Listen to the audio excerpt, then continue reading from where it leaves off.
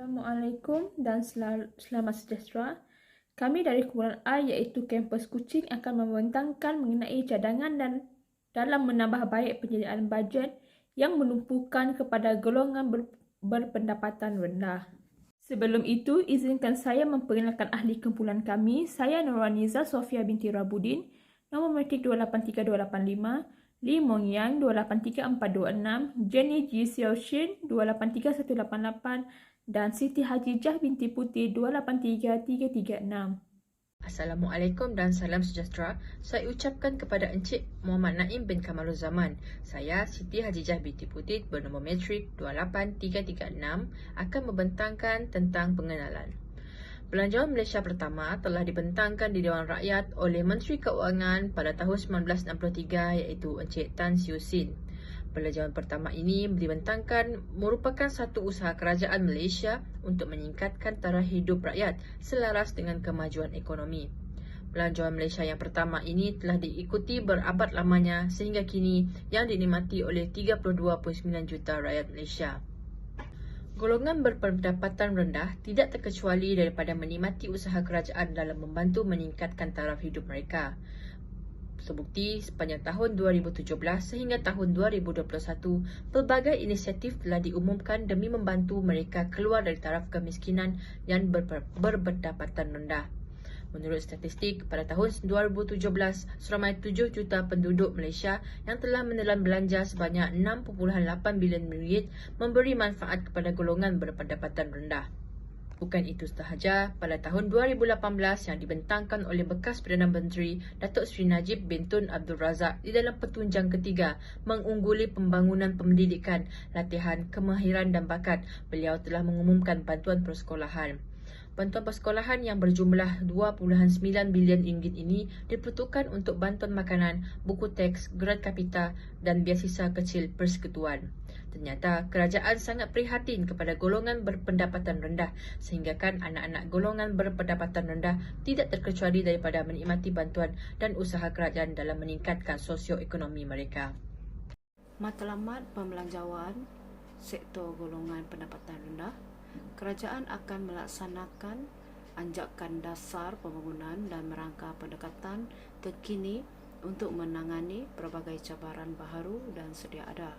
Rancangan Malaysia ke-11 2016 hingga 2020 yang dibentangkan oleh bekas Perdana Menteri Datuk Seri Najib bin Tun Abdul Razak di Dewan Rakyat telah memperkenalkan 6 teras strategik bagi membantu negara kita agar sentiasa bersiap siaga untuk menghadapi cabaran dan memanfaatkan peluang berikutan perubahan global dan politik yang pantas. Pelbagai inisiatif dilaksanakan bagi mengurangkan beban peningkatan kos sara hidup. Selain itu, tumpuan juga akan diberikan untuk memendung kenaikan harga barang melalui pelbagai langkah seperti mengawal harga barangan, mempergiat penguatkuasaan dan mempertingkat tahap konsumerisme. Bagi bajet tahun 2017, Datuk Seri Najib bin Tun Abdul Razak telah memfokuskan sektor golongan pendapatan rendah dan beliau menjana pendapatan rakyat dengan penggalak B40 iaitu penerima BRIM menjana pendapatan sebagai pemandu ride sharing seperti Uber. Sehubungan itu, bantuan rakyat satu Malaysia dengan menaikkan kadar BRIM dengan peruntukan RM6.8 bilion dan memanfaatkan 7 juta penerima. Bajet 2018 Yang Amat Berhormat Datuk Seri Najib Tun Razak meneruskan program BRIM dengan kadar maksimum RM6.8 bilion menjana pendapatan rakyat, mengurangkan kadar cukai pendapatan, skim persaraan satu Malaysia, pembantu rumah asing dan menstruktur semula 20 kedai rakyat satu Malaysia 2.0 dengan menjual 5 jenis barangan keperluan asas dengan harga rendah iaitu beras, gula, minyak, tepung dan gas memasak serta 50 jenis barangan pengguna berjenama. Bajet 2019 bekas Perdana Menteri Yang Amat Berhormat Tun Dr. Mahathir bin Mohamad memastikan kesejahteraan rakyat bagi menjamin kebajikan dan kualiti hidup kepada golongan pendapatan rendah. kerajaan meneruskan dan menambahbaikkan bantuan sara hidup kepada golongan pendapatan rendah B40 dengan memberikan bantuan secara lebih bersasar. Untuk golongan suri rumah pula, di bawah program e-Kasih Skim Caruman KWSP iSuri. Bajet tahun 2020, kerajaan akan memperuntukkan 5 bilion untuk bantuan sara hidup dan memperluaskan skim ini meliputi 1.1 juta individu bujang yang berumur 40 tahun yang berpendapatan kurang daripada 2,000 sebulan. Tambahan, OKU berumur 18 tahun dan ke atas dengan pendapatan kurang daripada 2,000 sebulan juga layak 3 menerima bayaran bantuan sara hidup. Individu bujang berumur 40 tahun ke atas dan OKU layak menerima sebanyak 300 dan secara otomatiknya akan menerima skim takaful MySalam secara percuma. Bajet 2021 Yang Amat Berhormat Tun Dr. Mahathir bin Mohamad memastikan kebajikan golongan rentan terpelihara dengan langkah penambahbaikan bantuan kewangan dengan menaikkan kadar bantuan kebajikan bulanan. Dari segi kadar bantuan OKU tidak berupaya bekerja, kadar bantuan warga mas dan bantuan penjagaan OKU pesakit kronik terlantar, kadar elan pekerja OKU dan kadar bantuan kanak-kanak keluarga miskin. Seterusnya adalah dapat meringankan beban hidup rakyat dengan menjana pendapatan sebanyak RM4.2 bilion bagi penurun kadar cukai pendapatan dan menambah baik bantuan pembayaran sasaran. Okey, seterusnya statistik di sini saya sertakan statistik pendapatan isi rumah yang berpendapatan rendah untuk rujukan Encik Naim.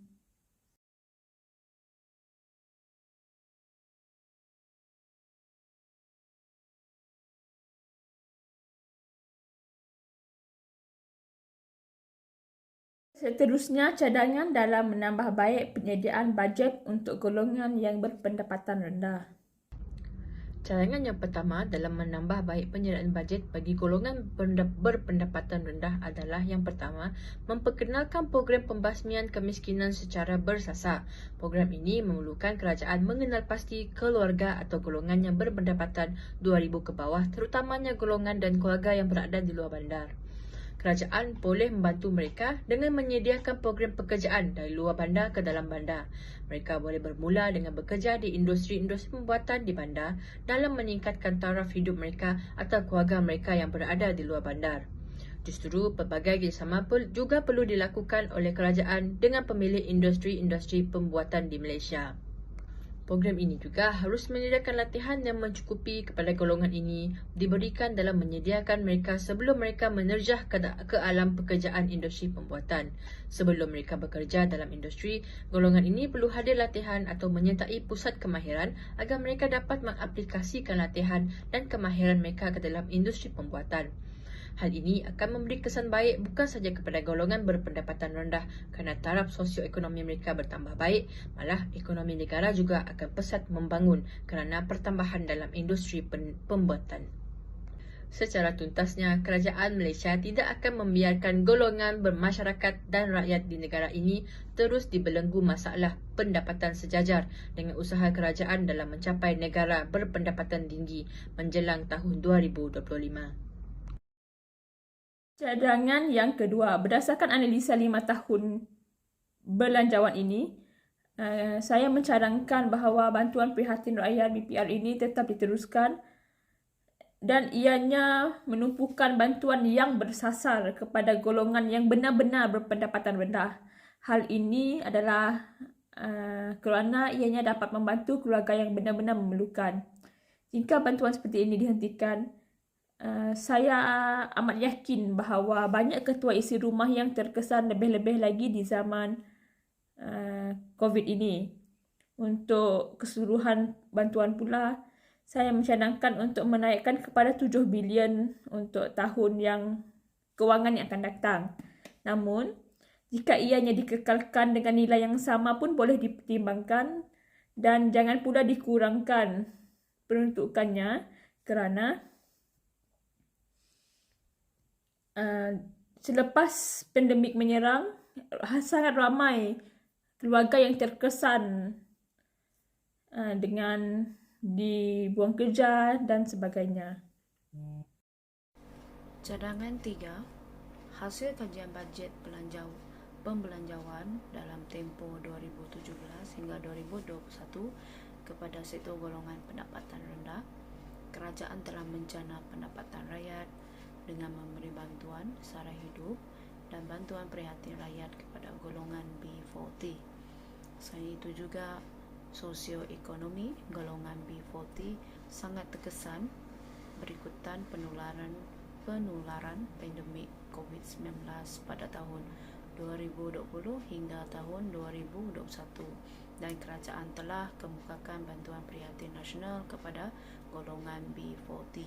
Bantuan ini telah memberi impak positif demi kelangsungan hidup golongan B40 di era yang mencabar ini. Bagi menambah baikkan bajet sektor golongan pendapatan rendah, pihak kerajaan perlu meneruskan semua jenis sumber bantuan yang telah disalurkan kepada golongan B40 kerana ianya dapat membantu isi rumah yang amat memerlukan agar kelestarian sumber manusia di negara kita dapat dikekalkan. Sehubungan dengan itu, pihak kerajaan juga perlu memperbagaikan kelestarian program dan memperkenalkan program tersebut bagi memastikan sekurang-kurangnya golongan B40 ini mampu membentuk satu rantaian ekonomi yang berpanjangan agar kebergantungan kepada sumber bantuan dari pihak kerajaan dapat dikurangkan.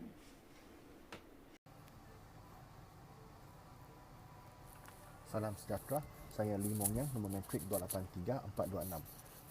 Izinkan saya membentangkan cadangan 4. Selain bantuan tunai, salah satu cara untuk membantu golongan berpendapatan rendah adalah untuk meningkatkan punca pendapatan mereka. Kerajaan boleh memberi bantuan pertanian yang membantu golongan berpendapatan rendah untuk meningkatkan punca pendapatan melalui aktiviti pertanian seperti penanaman daun bawang. Selain itu, skim pembiayaan khas wanita dan Anita yang diperkenalkan oleh kerajaan bertujuan untuk membantu golongan wanita dalam menceburi bidang keusahawanan. Program ini wajar dilanjutkan untuk membantu golongan wanita daripada keluarga berpendapatan rendah dengan melonggarkan syarikat supaya keluarga berpendapatan rendah dapat memohon serta menikmati bantuan ini dan dapat membantu meningkatkan punca pendapatan.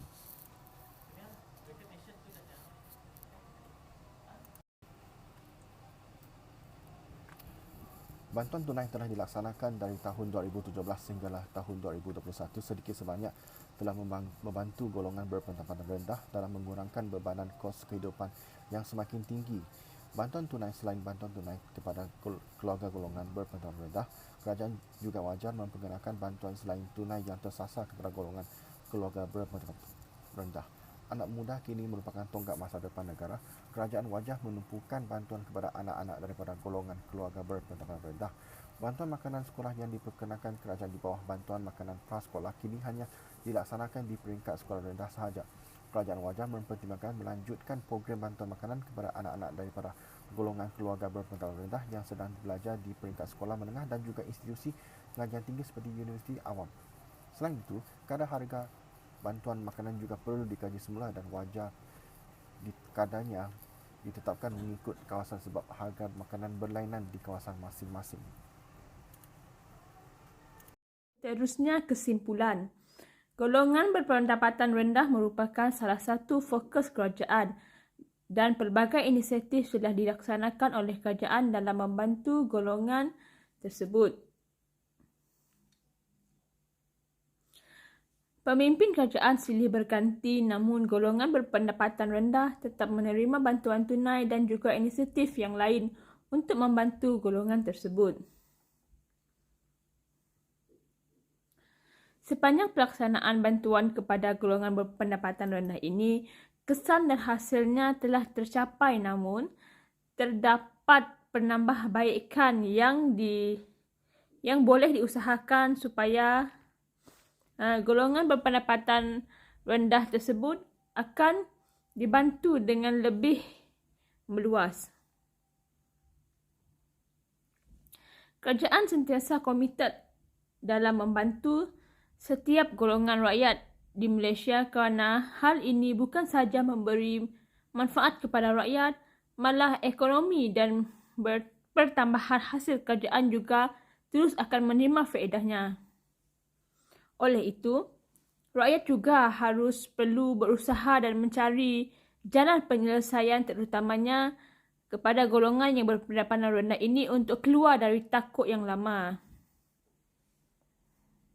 Kita berharap kerajaan akan sentiasa peka terhadap golongan yang berpendapatan rendah supaya sasaran hapus kemiskinan boleh dilakukan dan akan tercapai. Sekian saja dari kami sekumpulan. Sekian, terima kasih.